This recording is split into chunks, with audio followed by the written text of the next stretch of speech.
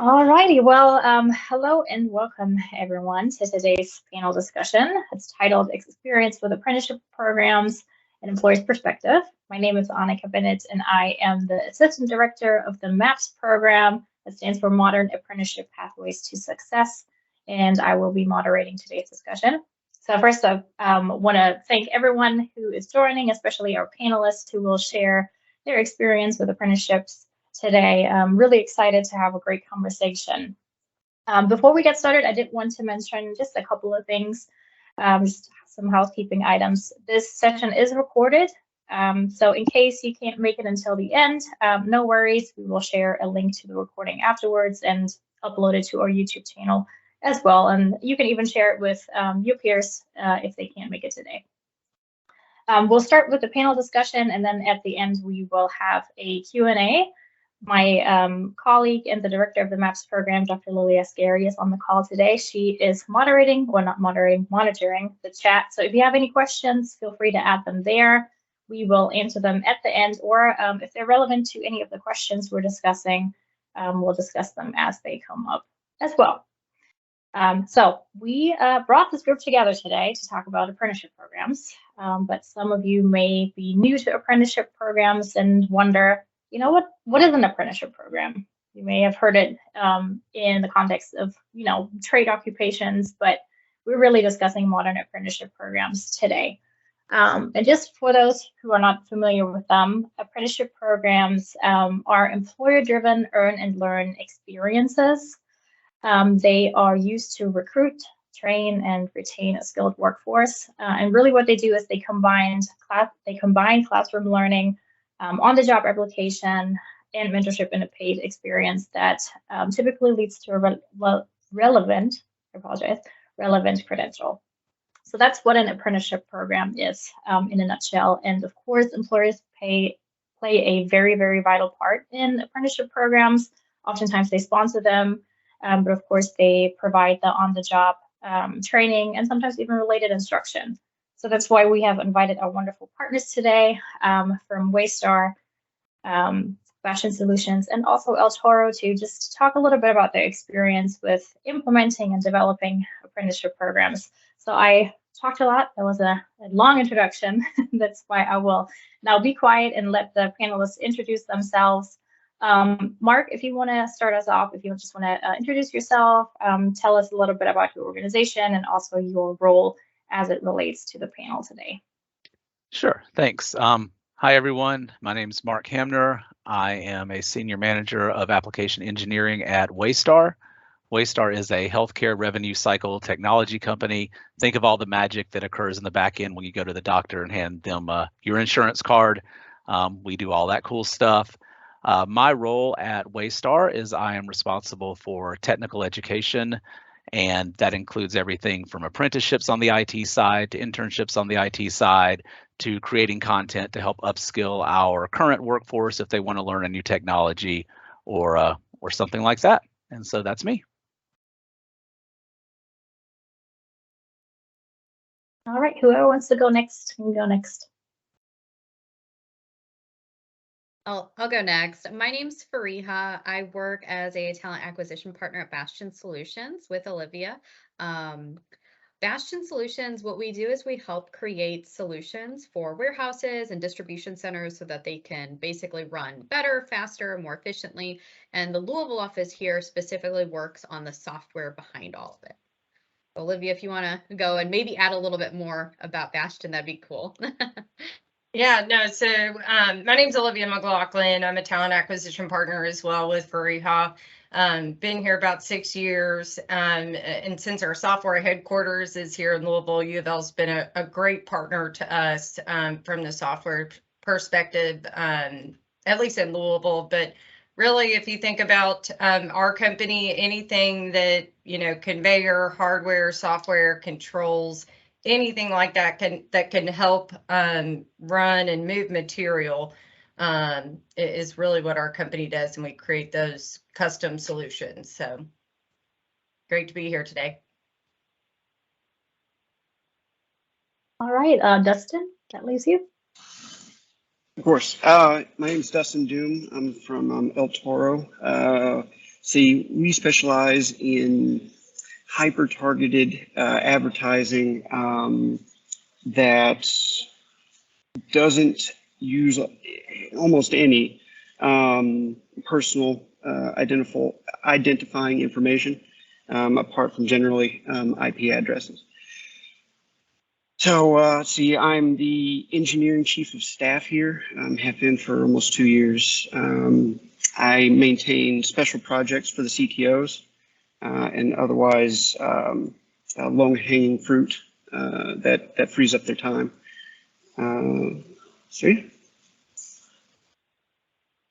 All righty. Well, thank you for introducing yourselves. We're really excited to have you guys on and talk a little bit about your programs. And that's what we'll do. So to help our audience get to know you and your program offerings a little bit better, why don't you just share a little bit about it? Justin, since you started last, you want to start us off? I'm sorry, with our product offerings? No, your program offerings, apprenticeship programs. Program offerings, sorry. Mm-hmm. Of course, so our apprenticeship programs are a mix between on-the-job training and mentorship. So I see we've had, at least in the dev department, 4 to date. And after about the first 3 months, we basically treat them as initial entry or junior individuals. So they transition from mostly on the job training to maybe a quarter of that, and then mostly mentorship as they enter our normal processes for development, like regular one-on-ones, annualized goals, and whatnot. So. All right, thank you. Faria and Olivia, do you want to share about the program at Bastian Solutions? Yeah, so we've had a co-op program through U of L at Bastian Solutions for our developers, but I think last year we just rolled out like the 2.0 program, which I think has been wonderful. Our co-ops do consist of 3 rotations, and it's, Olivia, help me out, but like I feel like, you know, they each kind of continue from one to the next. Traditionally, I feel like we've taken like 3 co-ops and stuff. The last couple times we have been taking on like 5 at a time, which has been wonderful. It's really been helping us build a great pipeline for our development team. And really that is like the first lot of students that we, you know, look to hire on after they're done. Yeah, I mean, the only thing that I would add, the MAPS program, I think definitely helped us with kind of creating some more structure. I think it kind of put a little bit more on us to be able to customize the internship and or the co-op program for students. So figuring out, you know, what they like, what they don't like, and then how can we actually tailor that to further their experience in outside of just a classroom setting. So, you know, we have a customized product, so, you know, nothing's ever going to be the same. And so if we know what they, you know, enjoy, what they thrive on, then we can kind of tailor their experience to hopefully, you know, further their skill set as well. Yeah, I think structure is definitely a key component of an apprenticeship program that you know, helps employers kind of think through different competencies and how a student or just a participant in general would progress to be fully competent in an occupation. Okay, Mark. Thanks. So Waystar, our primary IT apprenticeship, is the BIT 502 program. BIT 502 stands for Be in Tech, and that is a partnership between Waystar and about 12 other local employers, as well as Jefferson Community and Technical College, and MAPS has actually helped us with some funding opportunities and things like that as well. So you all have been involved as well. It's a 2-year apprenticeship style program where students will go to school 1 day a week at JCTC, and then they are with their sponsor employer 4 days a week. Right now that's Monday at school and Tuesday through Friday with us. And at the end of the program, students get a 2-year degree, an associate's degree from JCTC in computers and information technology. And if they're a Waystar apprentice, because we're a registered apprenticeship with the state, they also get a Department of Labor credential, which is pretty cool. Now, from a structure standpoint, every sponsor structures the time with them a little differently. At Waystar, we take what I have nerdily branded an enhanced education approach to the BIT 502 program. So we have two primary types of apprentices we work with at Waystar. We have an IT support apprentice. These are the awesome folks who do things like when Mark manages to have shenanigans and mess up his computer or get locked out of his account or do whatever, they fix it for me and get me back up and running. And they're embedded with our awesome help desk team day one if you're an IT support apprentice. For our software engineering apprentices, which are the other track, they work with me for right about a year, and I teach them everything from the coding languages to the tools and processes, the norms, all the things that we do at Waystar, how we deploy code, all that sort of thing, with the idea that after that first year of learning, they're ready to move on to what I call the year of doing, which is where we embed them with one of our software engineering teams, and they do real world projects that have an impact for our customers and do go live in production, with the end goal, of course, being that after they complete the 2-year program, they're ready and able to apply for and get a full-time software engineering gig at entry level with Waystar. We've also been able to, as I'm sure many of you have, structure in a feedback loop, which is pretty cool. Just this morning, I met with our engineering managers who had taken on some of my apprentices and said, what's working? What things do you wish they knew when they walked into your teams day one? How can we get better? So the idea is that as we continue to go on, our program gets better and better and better. So that's kind of what we do at Waystar. All right, thank you for that. It might also be interesting for our audience to know what really motivated you to develop a program, or if you already build off of existing structures, what made you expand? So whoever wants to take that question can go first. So personally, I see that it's really beneficial to have like a structure, one, both for students as well as like our team. So like co-ops, you know, they kind of know what's expected of them. And then also I think like just kind of the way our, the 2.0, like the program is listed out, a student can look at that and see what are they interested in? Are those things that we offer that they would end up touching while at Bastian during our co-op program? And then I think just at Bastian in general, it's nice to kind of keep consistency amongst all the different co-ops, because we don't just have like one team lead that just takes all the co-ops and our other team leads take full-time. Each co-op is under a different team lead to kind of spread out the, you know, all the new folks and stuff. So just, you know, internally, it does help then have some consistency from, you know, how one team lead is doing it versus, you know, rather than having two different team leads doing two different things, there is some consistency. And that way, then the co-ops can all kind of maybe be friends, and they can still lean on each other, maybe like, oh, this is what I'm doing. Hey, did you struggle with this, or things like that. So we just see that it offers some consistency for students, for, you know, the team leads and stuff. So yeah.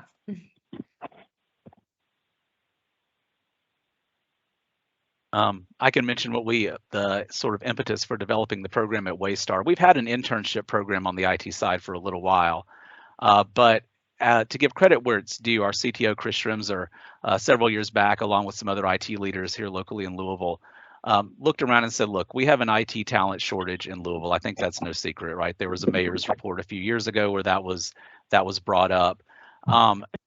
And we also, finding entry-level IT talent, as I'm sure all of you have seen, is an interesting challenge, because on the one hand, there's a lot of IT programs out there. There's a lot of really great boot camps, which I have a lot of like, you know, great experience working with their graduates, things like, you know, Code Louisville, Code Kentucky, and things like that.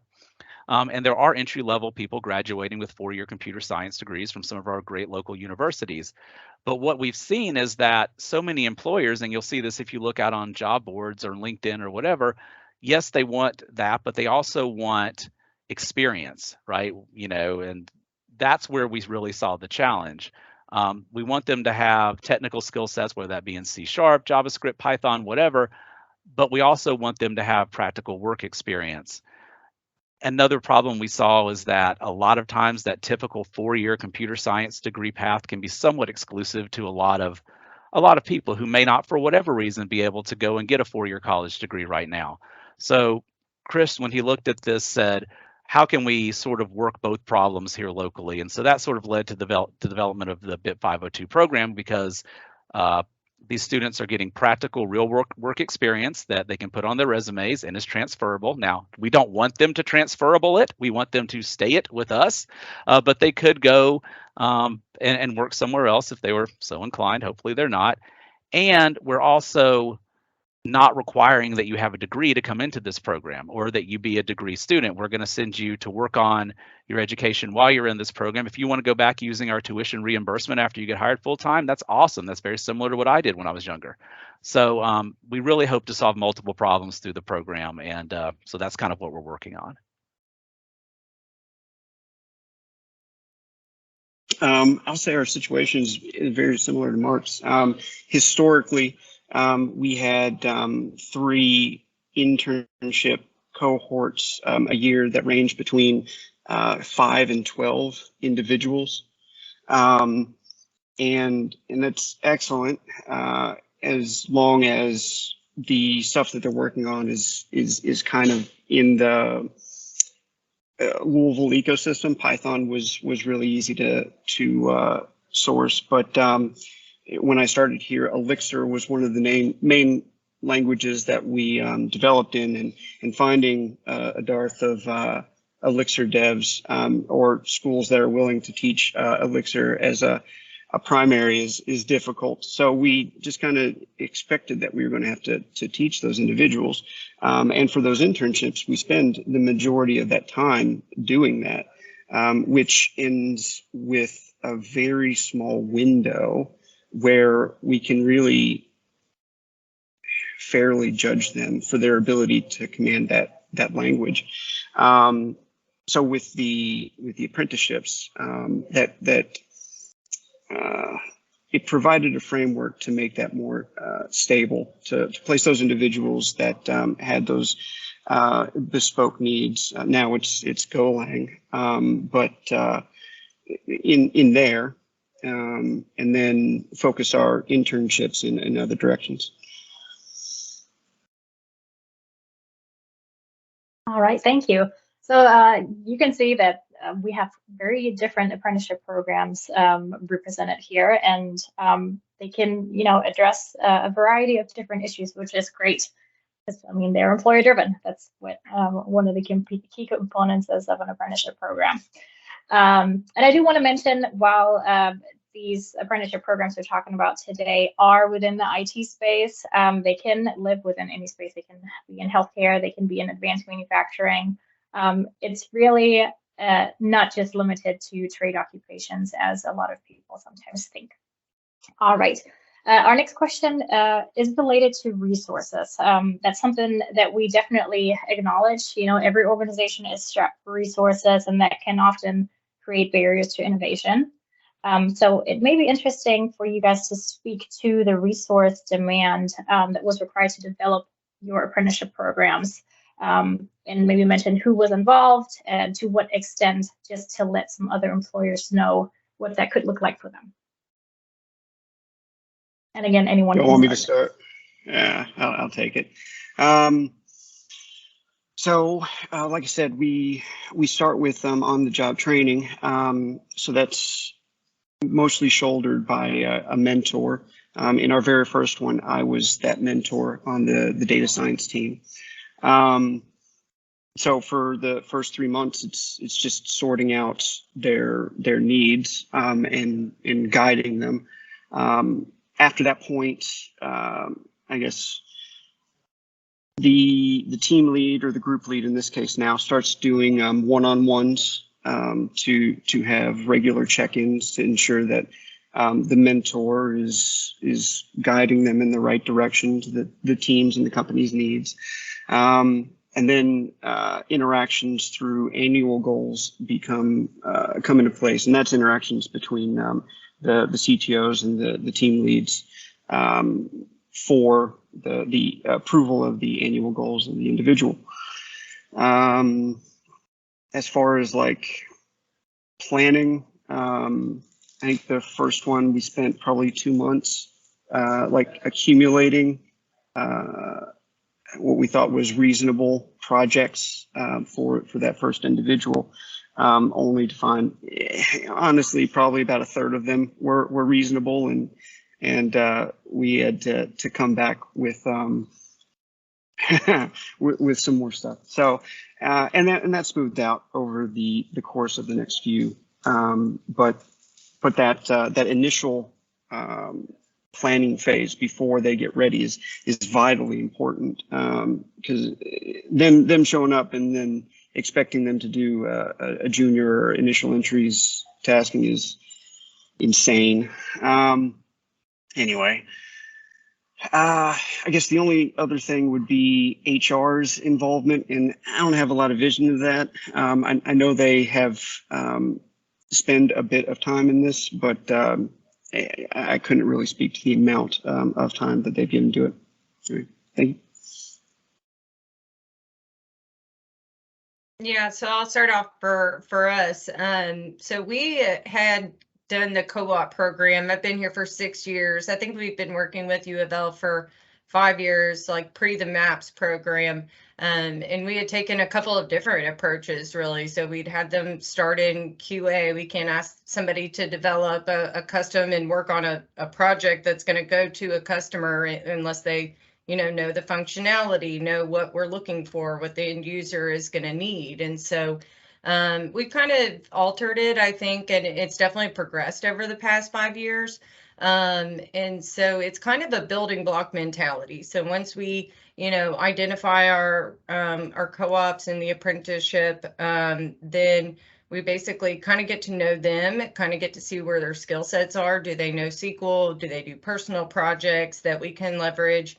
And then, we start to get them involved in projects, and kind of a building block mentality where, okay, let's go do this, kind of come and get me when you get stuck, or hey, let's collaborate on, A, now let's do A, B. So it's definitely been a lot on our team leads that are actually overseeing the apprentices during their time. And then, the director of software development, he really has been a big driving force in this, and seeing the value in this. And, it does give you the technical exposure, but it also gives you just the team element that you maybe don't get in a classroom, right? So, knowing how to navigate within a corporate setting or a business setting, just in general, it has been really important for us. I don't know if I left anything out, or feel free to add to that, Fariha.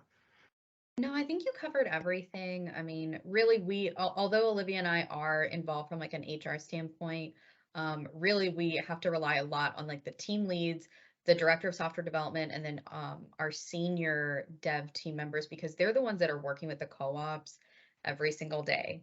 And they're really the ones that are working with them. So they're putting in a lot of that investment, I think.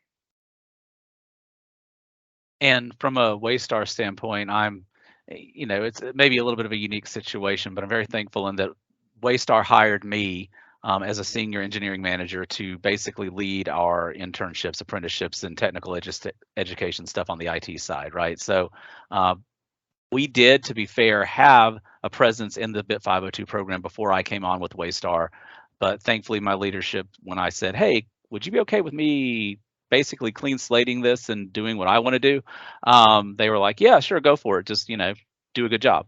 So hopefully I'm at least on the way to that. But so I probably spent about 6 months just heads down developing a curriculum for the program and doing all the coding challenges I was going to ask them to do, just to make sure they're doable and they're not above what their level should be. And also building support for within the organizations, going to our VPs, our directors, and saying, hey, if I build an engineer, I always like to say we build the engineers who build the things, right? If I build an engineer that has these skill sets, would you consider hiring them? Because the last thing I'd want to do is get to the end of this process and them not have any opportunities within our company. And they were very supportive of that. They helped me tweak the curriculum. They said, you should add this, or you don't really need to teach them that. So there was a lot of investment from the engineering community at Waystar, as well as our leadership and our people team as well. But along with the time that I spend on it, there's also during that year of doing the apprentices who are embedded with the engineering teams, they typically do have one of our lead engineers working with them to mentor them further and things like that. So there's that investment as well.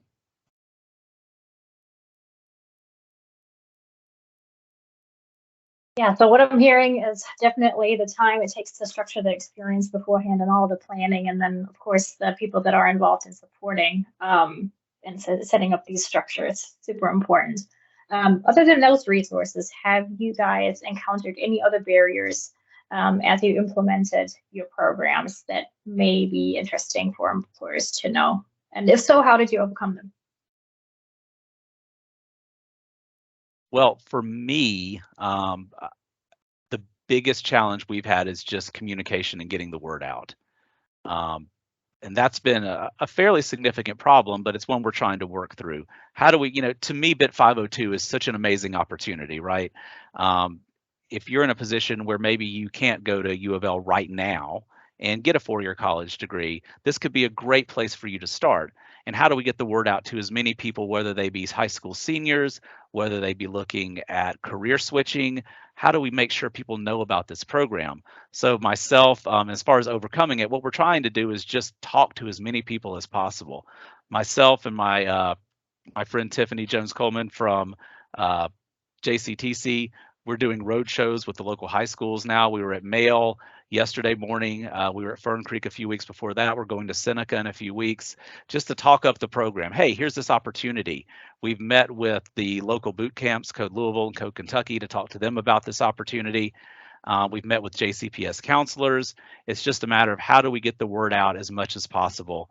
We're starting a partnership or asking for help from our local Louisville Urban League to help us with that as well. So just really trying to get the word out, because in my opinion, there should be hundreds of applicants for this program every cohort. We're not really where I want to be there. We're not where we want to be as far as that goes yet. So I'm just continuing to, blabber on about it whenever I get the chance. So yeah, that's me. Yeah, I think something that is connected to that is also maybe still the misconceptions around apprenticeship programs that may, make employers or even potential participants hesitant to apply because they're unsure, like if this is really a viable pathway. It certainly is. That's why we're having this discussion today to show that. But yeah, that's what we found as well based on our experience. Justin or Olivia and Faria, do you have anything to add? Yeah, I mean, I'll add for us, and that's a big barrier that we've also seen, especially with COVID, right? So we used to do information sessions. We used to, go and talk, if a professor would let us about like a specific technology, if it made sense, right? So that definitely has changed the game a little bit, and just like getting the awareness of your company, of your product, of your, the apprenticeship offerings, internships, all of that.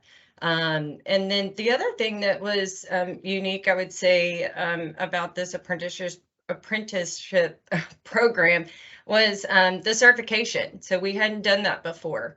And so figuring out like what makes the most sense that they would then be would be beneficial to, what they actually are working on and they would be able to accomplish, and not just, check a box, right? So not just to get a security, plus certification if we don't do any security, right? So what makes sense both for the student and for us and the offerings that we have, in making that maybe more structured, or just that's some of the things I think we are still working through and definitely have room for improvement. But that was the two things that I would say have been the biggest challenge.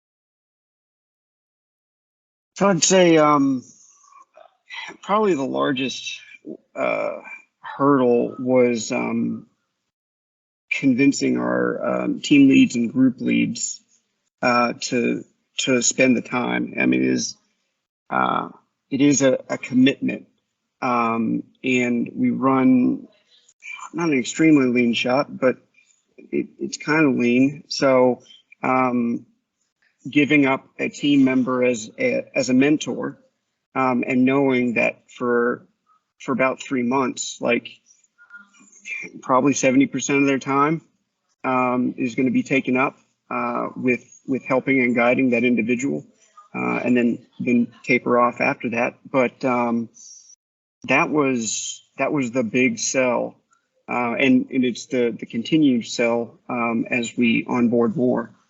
And then, as I mentioned previously, the pre-onboarding training or task prep, teams I have found really enjoy that low-hanging fruit, and asking them to kind of put that on a back burner for an apprentice to take 3 or 4 times longer to do can frustrate some of our I guess shooting star developers. So yeah. All right, thank you. Well, all of you have certainly overcome these challenges that you have discussed. So I would also love to know, some positive outcomes that have resulted from your experience with apprenticeship programs. Of course. So I'm recruitment with our apprentices. We've been, it's it's been very successful percentage wise. And then retention. We actually we found one of our apprentices because excuse me. He was working as one of in another role in another department, and we found out that he was going through JCTC's course load, and we moved him over to BIT 502 and kind of absconded him from that department because he was already trying to be a developer here. So yeah. And the job that we had him doing was, I would characterize it as banal. Anyway, but the big thing I feel like is it gives opportunity for those mentors, for those for the individuals that aren't quite team leaders yet, to have an opportunity to hone mentorship and leadership skills in a scenario that just we couldn't afford them otherwise, and that's growing. I guess burgeoning talent is one thing, but growing leadership talent within the organization is extremely necessary to our better progress. So yeah.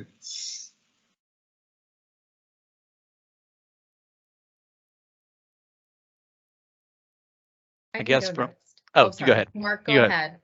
Okay. I knew that was going to happen at some point. We were going to have the whole mute collision thing. So from a Waystar standpoint, one of the big benefits we've seen is that we've already been able to onboard some entry-level engineers through the program in just the 2 years since they've allowed me to reset it. We were able to take 2 of our apprentices who came through the 2021 cohort and do the whole one and done kind of thing, and bring them in because they were just outstanding. They worked really hard. No credit to me, all credit to them.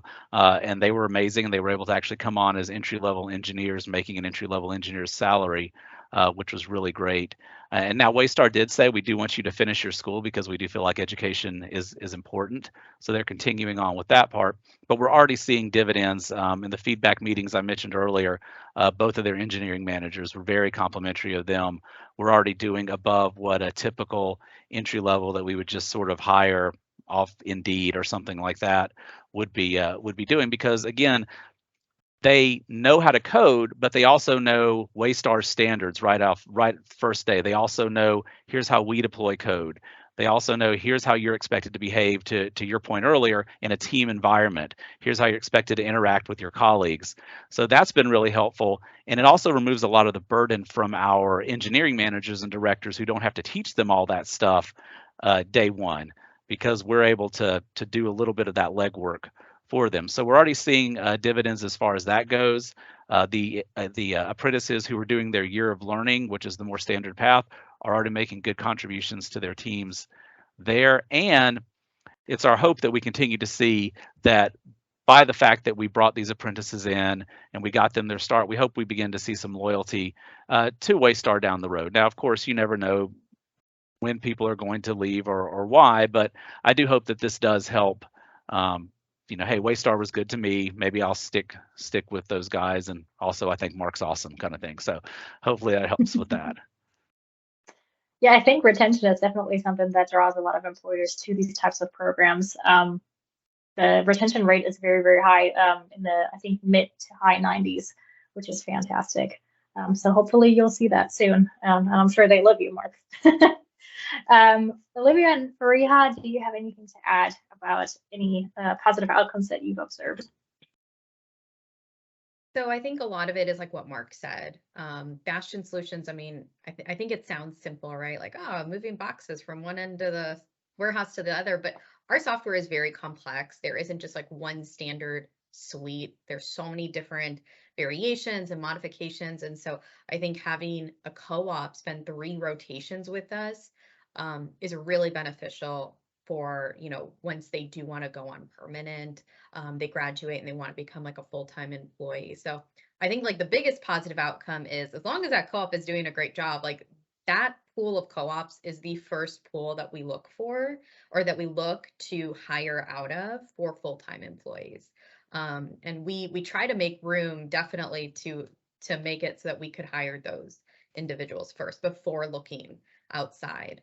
And then I think just, to kind of mention like the organization and the structure behind the Co-op 2.0 program, I think that is something that is great.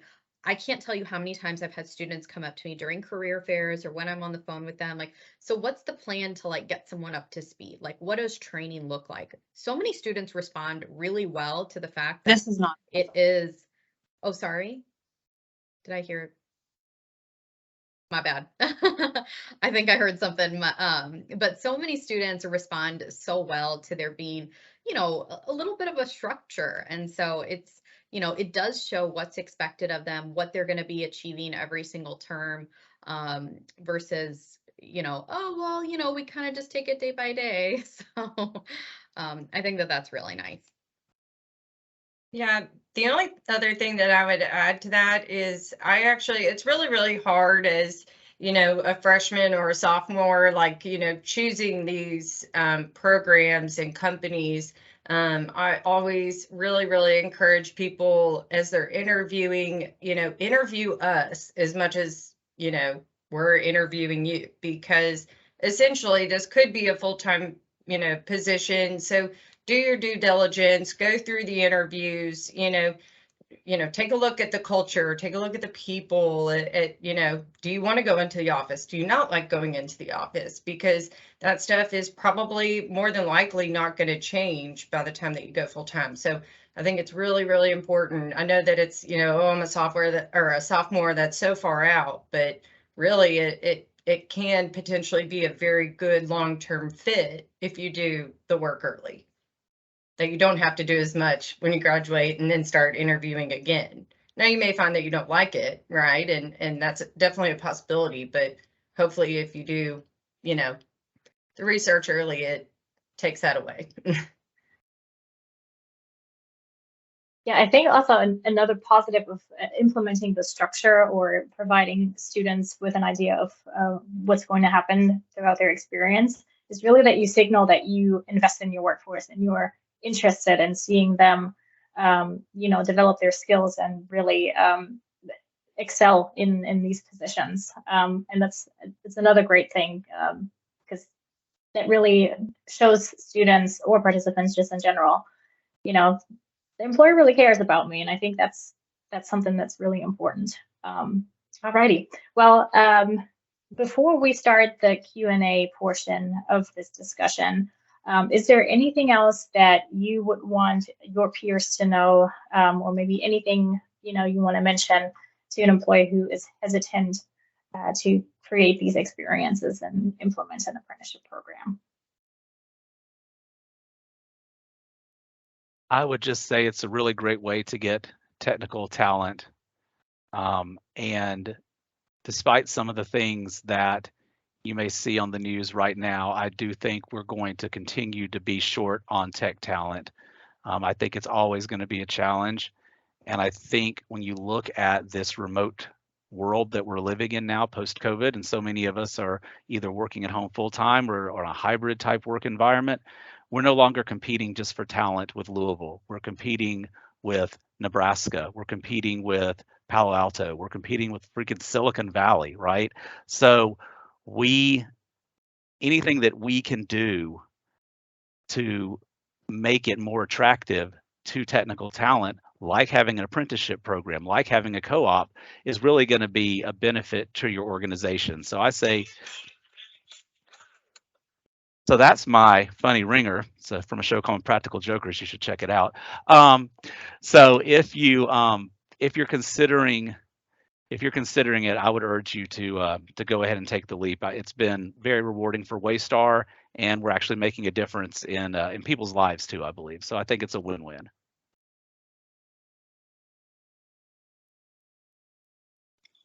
So I guess the thing I'd like everybody, I guess, to observe is it seems like a big commitment, 2 years and this potential multiple intern slots and however much you pay them and whatnot. But I counter that with, I guess, something I learned while I was in the military. You all may not know this, but the U.S. military has an explosive ordnance disposal program, and it's the only school in the country that teaches bomb techs. So no one who enters that school is part or whole a bomb tech to start off with. You can't go out and just find bomb techs. The U.S. military has to make them. So, if you have a bespoke need, this is an opportunity to share the costs of growing talent to really grow and build the engineers or whatever other flavor of apprentice you have with another organization. So it's potentially, if you treat it correctly, an enormous savings, considering finding that talent that's ready to go generally comes in the form of seniors and at the cost of 3 or 4 times what you would have spent growing this talent over the last 2 years. Yeah, I mean, I think it does take a lot of upfront work and a lot of tweaking and continuous improvement. That's always going to be there. That's there with full-time positions. I think a lot of it, falls on the mentorship, right? So you have to have those and have to have buy-in. But I mean, even if we do convert, these individuals to full-time hires, we typically say we hire someone, it takes them anywhere from 3 to 6 months to get up to speed, right? To fully be utilized. So to, take that away. And then, also if you give them a good experience, they're going to talk about it to others. They're going to share that knowledge. They're going to, spread the love. Hopefully you get 1 or 2 more out of it. I mean, that is you know, referrals are a lot, and word of mouth you can't pay for. So that's really important to us, and we've found people that way as well. They've had a good internship or co-op with us, and you know, they say, hey, my friend's looking. I mean, you can't necessarily, you know, pay for that sometimes. So word of mouth is really important in providing that good experience.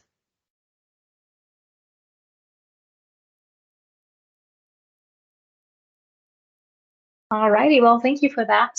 That concludes the questions that I have for you guys. So I now turn it over to our audience. Do you have any questions? If so, feel free to leave them in the chat, or you can also unmute yourself and ask our panelists anything you'd like to know about apprenticeship programs.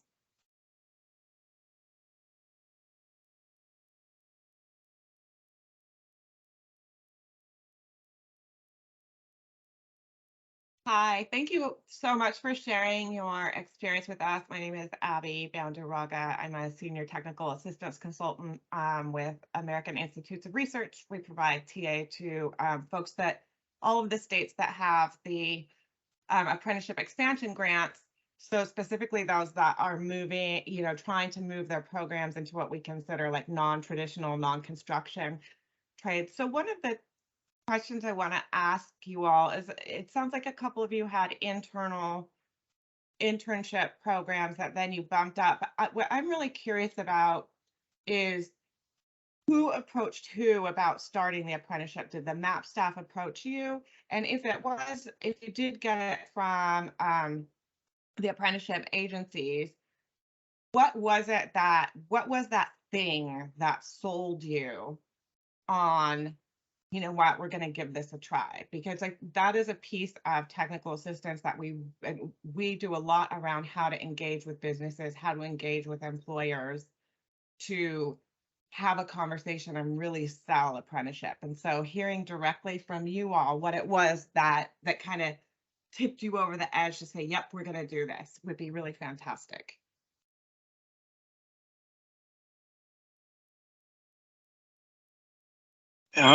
So I believe we were approached. And I think that's the simple answer there.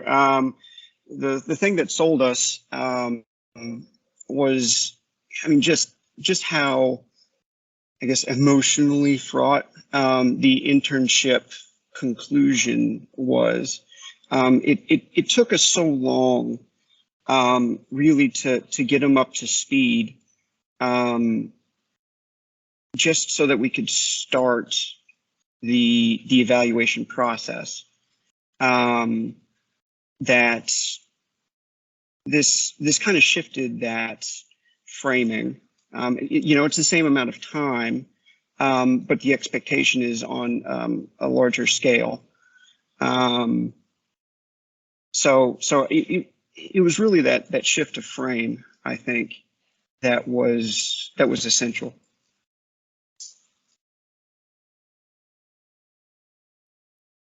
So I'll be honest, we were also approached by it. I didn't know that this was even an option. So I'm glad that Annika did approach us about the 2.0 program. Olivia, I'll be honest, I can't remember like what made us want to do it, besides the fact that, like, you know, we already have kind of a structured program. It'd be kind of easy to convert it to a 2.0 program.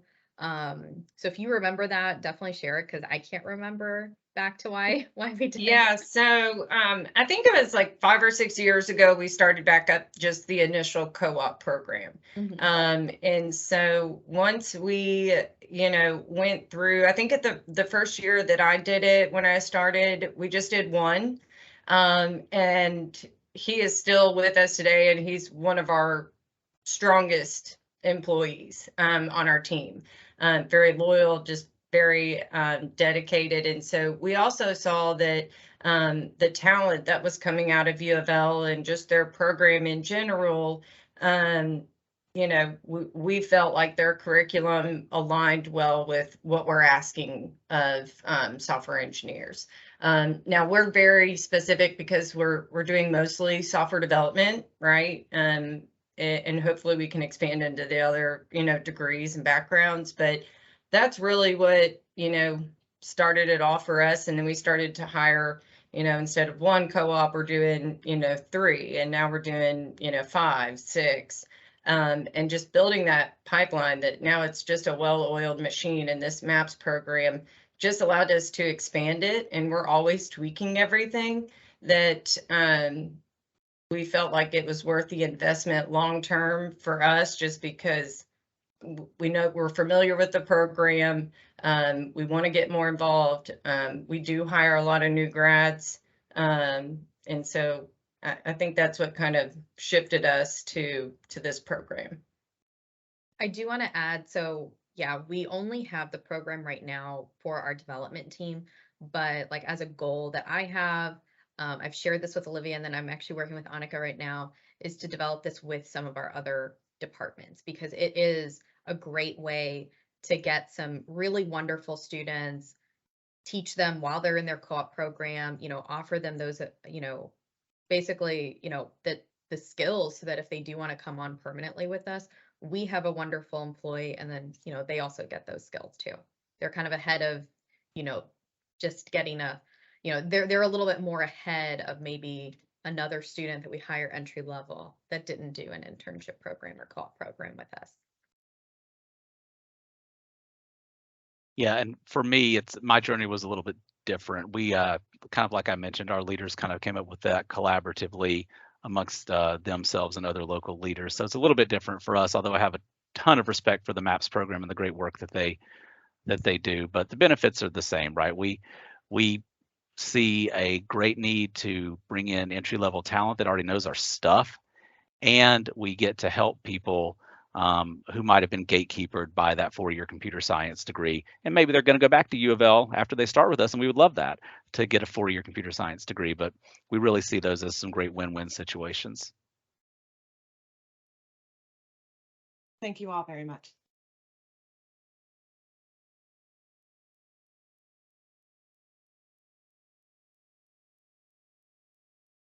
Now, I see we have a question in the chat. Where do you see the program going in the next few years? Are there any plans to expand your program offerings? And Faria, you already kind of teased a little bit what's going to happen in the future. So I don't know if you want to expand on that, or if anyone else wants to take that question, but feel free. Yeah, the plan is really just to let some of the other department managers know, like, hey, you see this program that we have through our software development, it's quite successful. Try and get them to want to adopt it basically for theirs. I do love how there is some flexibility with, I know one of the apprenticeship programs that you mentioned doesn't always have to be that certain rotation, could be a little bit different, like doing the summers, just summers, or doing them throughout the school year. So I think that that type of flexibility that we can offer is also going to be great for different students, and like the course load and workload that they might have. So, although yes, they, U of L was the one that kind of approached us about it, I'm really glad that they did, because that was just, the starting off point, and now we can take this into so many other departments.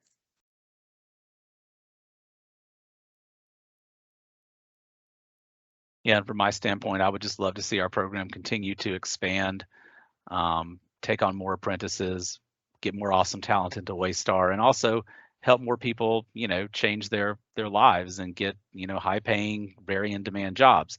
Now, of course, the flip side of that one, I always have to sort of temper myself, is I want to make sure that my conversion rate, in other words, how many apprentices that become full-time employees, I want that to be really close to 100% at all times. So I want to make sure that I don't take on more apprentices than I have full-time jobs for. So that's always something that my leadership is helping me, sort of slow down a little, Mark. You want to make sure that that we're going to have positions for all these folks, which I agree with 100%. But as long as we can create entry-level positions, I would love to fill those all with apprentices as we go forward. That's kind of where we're at. The making sure that we have full-time slots for them on the other side is imperative. So when there's a threshold once we overcome that, we plan to expand our current apprenticeship program. But until then, we're at 1 per year, and then our reduced apprenticeship program 3 times a year. So yeah. There is actually one more thing that I wanted to add actually to that, and it's not just, you know, getting other departments within our software department here in Louisville to want to adopt this. You know, maybe this is giving away too much, but like even at our corporate office in Indianapolis, like they have noticed the development team and like the co-op program that we have, and other business units at Bastian have seen this, and they do, you know, from a larger, from a larger perspective, I mean, we do want to adopt this even in other departments outside of software. So it's really had like a bigger impact at Bastian, which I think is wonderful.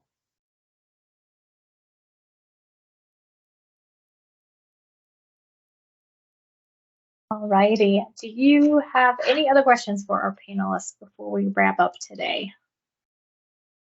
Please, you know, either use the chat or unmute yourself.